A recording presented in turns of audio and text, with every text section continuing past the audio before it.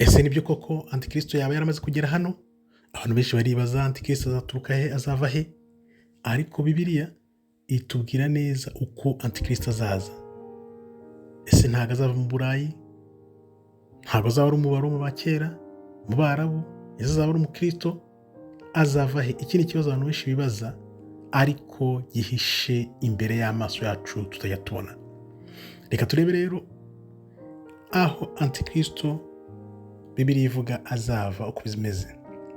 Bibiliya itubwira ko Antikristo atari ibintu by'amagambo gusa, ahubwo ari umuntu uzaza agashaka kwigabiza isi yose ngo ayiyobore ari wenyine, avuga arikijyana ntawe umuhakanya n'uyu n'umwe.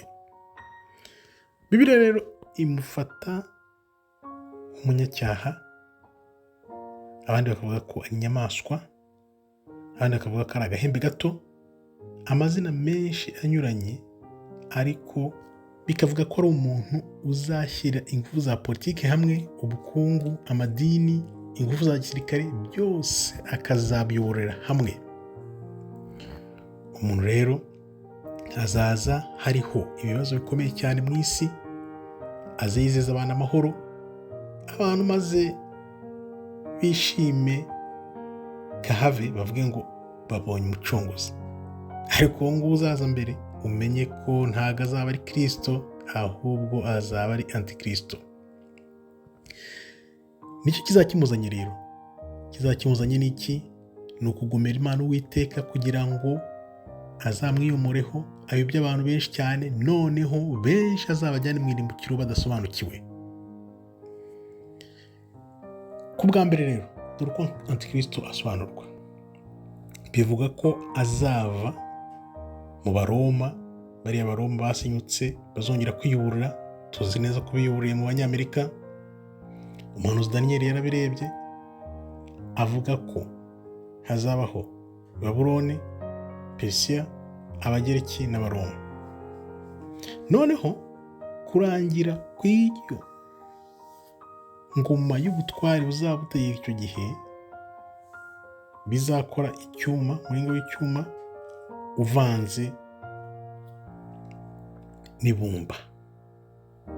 Ariko noneho bikatazabasha guhagarara kubera ko ibumba n'umuringa ntabwo ushobora kubifatanya ngo bishoboke.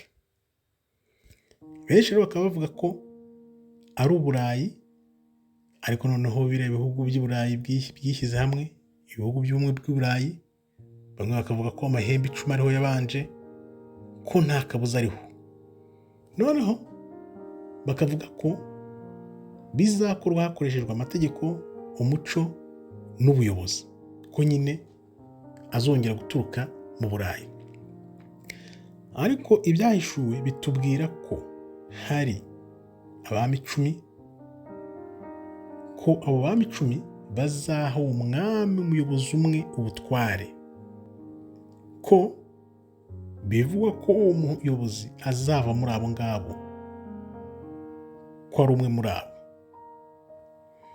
Bivuga rero ko azaza atari nk'umutwaro, umwami w'abami umwe wazaga afata ibintu byose, ahubwo azaza yiyorobeje, agashibuka muri abo ngabo, abantu basobanukirwa uko bigenze. Ni ibintu nibyo kwitondera. Abakabiri bakavuga bati azaturuka hariya mu bihugu by'Abarabu, kuko ariho n'intuza n'ubwami bw'Abaroma bwageraga naho bwari bugeze. Icyo gihe rero Abaroma basenya Yerusalemu muri 70, abenshi bavaga za Siriya, Arabiya, muri biriya bice by'aho ngaho. Ari nayo mpamvu ubona za Isiraheli na za Amerika byagiye umugambi mubisha bisenya Siriya, biriya bintu byo gusenya Siriya. Warabirebye, nakweretse ikarita y'aho Isiraheli, nya Isiraheli nini izaba ingana, aho izaba igera izaba ingana, izaba iva kuri Mediterane hejuru igakomeza hirya urekarenga za Iraq kuri Efrat. Niko bigomba kungana, niyo mpamvu basenye Siriya. Daniyeli rero avuga ko yabonye uwo muyobozi aza agasenya imijyi, noneho akazaha ingufu wa munyakinyoma na za Amerika, bavuga ko ari papa, bakavuga na Amerika ko ari bo noneho bazaha ingufu uwo Antikristo. Abayisilamu rero bo bamwita Mahdi. Urabona hashize nk'umwaka ngira ngo hegeze kuza umuntu wiyise ngo ni Mahdi, waje avuga ko ngavanze, ngari umusilamu, ngari umuyahudi, ngari umuzungu, ibintu byose. Uwo muntu yaraje aca igikuba hashize nk'umwaka, ariko bumva baba bari mwigerageza kugira ngo barebe uko abantu babyakira, ariko biriya bintu biri bugufi. Bivuga rero ko uwo muntu uzaza azazana amahoro, ubutabera n'ubumwe bw'isi yose. Umamdi rero akaba asa na Antikristo twumva muri Bibiliya, bikavuga ko abantu byanze bikunze baba ari bamwe. Azaza nyine avuga ko aje guhosha imvururu zihari, ko azanye imiyoborere y'ijuru, aje gushyira ibihugu hamwe, ko ibihugu byose byopoza kuri Isiraheli azabibaza byose akabwira ati muyoboke. Kandi abasilamu nabo bumva ko ngo azaba ari umucunguzi, ariko ngo azaba aje kuyobya abantu. Muramenye. Ikindi gisobanuro kivuga ko azaza avuye muri Isiraheli mo hagati, akava mu bwoko bwa Dani. Wibuke ubwoko bwa Dani bubura no mu bwoko 12 bwa Isiraheli Imana ivuga mu minsi ya nyuma. Akaba ari abantu babihurira bavuga bati ubwoko bwa Dani ko butarimo, aho ntiwasanga Antikristo azava. Ubuhanuzi bwa Yakobo rero buvuga ko Dani ameze nk'inzoka, kandi Bibiliya itwereka ko amateka ya Dani yabaga mu bigirwamana kandi agasenga n'imana zitari imana ya Isiraheli. Kuvuga rero kubera niyo mpamvu uwo Antikristo agomba kuzaza avuye mu murongo w'umujyo w'ubwoko bwa Dani. Ibi rero bivuga ko Antikristo ashobora kugira icyizere cya Isiraheli, kuko azaba atari umuntu wo hanze, ariko ari umuntu nyine uzaza nawe avuga ngo ni ubwoko bwa Isiraheli. Urumva?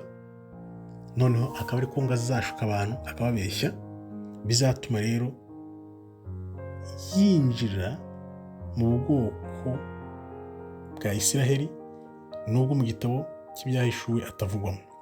N'ubu ko azinjiramo nyine akoresheje ko nawe akomoka kuri Yakobo.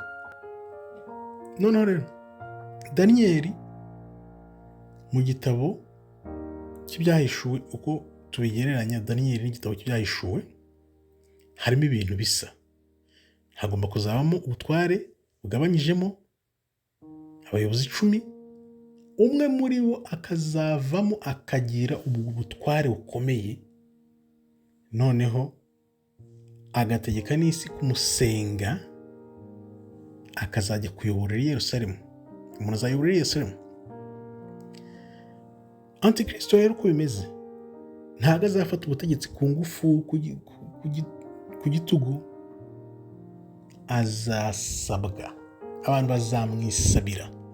Urabona muri Amerika, abantu wenda bari muri Afurika batumva ibintu, hano muri Amerika ukuntu bigenda, kambaho urugero rwa Trump uzi ko mbere yo gutorwa kwa kabiri, manda ya kabiri, abaturage baramwisabiye, barasara, bararira. Amaze kuzaho ubu ngubu wakubwira ukuntu barira noneho ngo naveho muri Amerika. Barareka nyine mukamwisabira, bakoresha ya system muri Bibiliya, uko ubwoko bw'Imana bwisabiye umwami Sawuli akabarembya, nyuma bagataka. Niyo Amerika nayo yize, niyo abantu bose bize, bazatuma abantu aribo bamwisabira.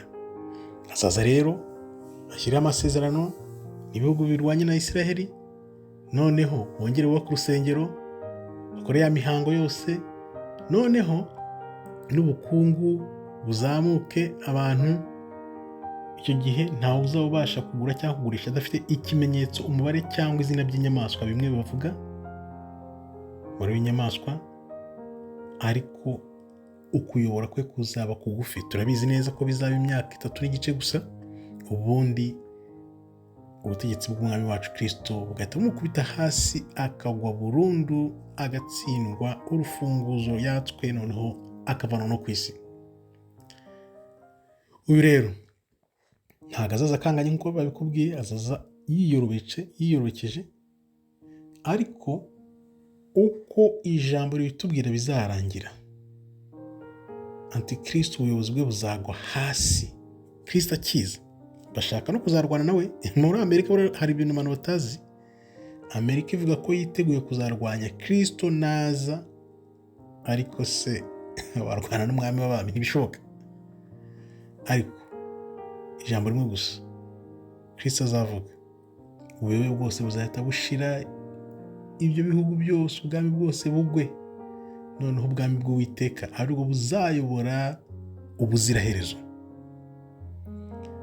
Ubuhanuzi rero ntabwo ari ugutera ubwoba, ntabwo tugutera ubwoba, ahubwo ni ukugira ngo ugire inyurabwenge, ushoze, kuko abantu z'ibinyoma baba benshi cyane, kandi nibaza bakubwira ati dore nguyu, dore ubwami, ntuzajyeyo. Niba bakubwira ngo ubwami buri mu mazi, ifi zaba yagutanzeyo. Niba bakubwira ngo ubwami buri mu kirere, inyoni zazagutanzeyo, wibuke iyo ni ivanjiri ya Tomasi abantu batajya basoma.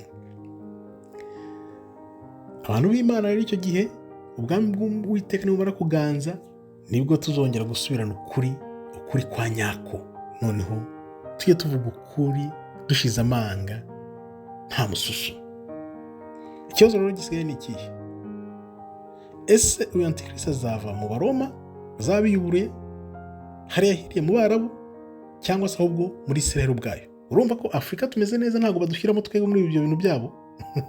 Bavuga ko azava mu Baroma bazabiyuburiye, mu Barabu hariya na za Isiraheli aho ziri, cyangwa se akava muri Isiraheli mu bwoko bwa Dani nk'uko twabibonye. Ibi rero ni ukubitega amaso, ntihazagire ukuyobya, kuko uzihangana akageza ku munota wa nyuma niwe uzakizwa. Ni ukuvuga ngo ubuyobe buzaza bwiyambitse ikanzu y'ukwizera n'urukundo, ariko uzabe maso, ntuzayobye. Nakubwira nti rero komera ku kuri, ko nubwo uba mukuru komera ku ijambo ry'Uwiteka, naza akaza ari uwa mbere. Wibuke ko azaza ari bwo bwa mbere, ntago azaza ari uwa kabiri. Kristo azaza nyuma, hazabanza haza. Urumva ko na Bibiliya iratubwira ngo Kristo ntashobora kuza Antikristo ataragaragazwa. Antikristo azabanza agaragare, naza akaza ari we wa mbere, tuzahita tumenya ati nguyu naze akora ibyo akora.